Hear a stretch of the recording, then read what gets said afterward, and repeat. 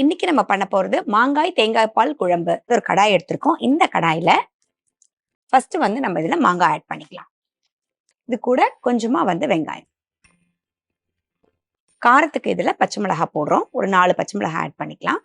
நம்ம கொஞ்சம் திக்னஸ் கொடுக்கறதுக்காக இதுல நம்ம குழம்பு மிளகாய் தூள் ஆட் பண்றோம்.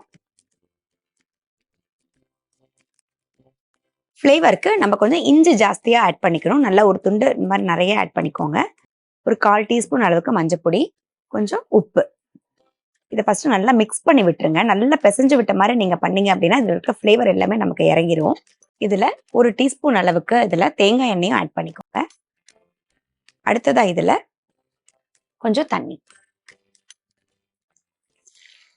இதுல நம்ம கிட்ட கொஞ்சம் தேங்காய் பால் வந்து நம்ம கொஞ்சம் தண்ணியா இருக்கு. 2வது தேங்காய் பால் அதை ஆட் பண்ணிக்கலாம். இதான் நம்ம லெமன் ஜூஸ் வந்து 1 டீஸ்பூன் அளவுக்கு ஆட் பண்ணிக்கலாம். ஒரு 1/2 டீஸ்பூன் ஆட் பண்ணீங்கன்னா போதும். கொஞ்சமா தேங்காய் பால், நல்லா திக்கான தேங்காய் பால் நம்ம ஆட். இப்போ நம்ம 2வது தேங்காய் பால் விட்டுருக்கோம். இப்போ நல்லா கொதி வந்துருச்சு. நம்ம ஆஃப் பண்ணிட்டு இதை நம்ம இப்போ தாளிச்சு விட்டுடலாம். இதுல தாளிச்சுக்கோ.